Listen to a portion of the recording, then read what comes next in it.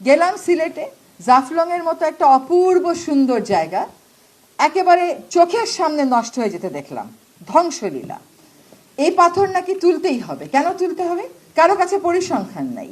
অথচ দেশের পাথরের যা আমরা তুলি সবকিছু ধ্বংস করে দিয়ে দেশের পাথর চাহিদার মাত্র 6 ভাগ মিটে হলো এই পাথরগুলো তুলে।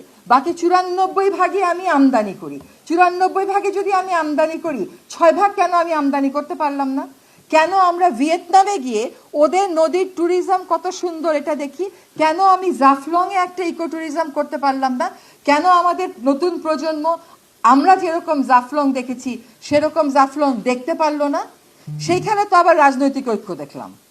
সবাই এখানে ম্যানিফেস্টোতে আমরা কথা বলতেছি, আমরা 2 জন উপদেষ্টা গেলাম সেখানে, যাই হোক যা হবার তা হলো, এটা হওয়ারই কথা। আপনি যখন ন্যস্ত স্বার্থ গোষ্ঠীর স্বার্থে আঘাত দেবেন আপনাকে এরকম আঘাত প্রতিঘাতের ভিতর যেতে হবে। সেখানে কিন্তু আবার পাথর উত্তোলনের ব্যাপারে সর্বদলীয় ঐক্য দেখলাম। সেখানে কিন্তু দেখলাম না যে আমরা জাফলং রক্ষা করব, পাথর 6%ই তো আমরা আমদানি করে আনবো। কিন্তু দেখেন এই 4টা বছর পাথর আমদানি কিন্তু আমরা পাথর উত্তোলন কিন্তু আমরা বন্ধ রাখতে পেরেছিলাম জাফলংয়ে, আর এখন আমি উপদেষ্টা, এখন এই পাথর উত্তোলন বন্ধ রাখতে পারলাম না। এই হচ্ছে আমাদের বাস্তবতা। আমরা কেন দেশের উন্নয়নের বিরুদ্ধে কথা বলবো, কিন্তু জাফলংটাকে ধ্বংস করে দিয়ে কিসের উন্নয়ন হচ্ছে, কার উন্নয়ন হচ্ছে? আজকে যদি ওখানে পাথর তোলা না হয়, ইকো ট্যুরিজম হয়, আমি আপনাকে বলে দিচ্ছি, আপনারা সহজ হিসাব করবেন যে ইকো ট্যুরিজম দিয়ে আপনারা কত আয় করেন, সরকার কত আয় করে, আর পাথর তুলে সরকার কত আয় করে। এই কম্পারেটিভ অ্যানালাইসিসটা কেউ কখনো করেছে?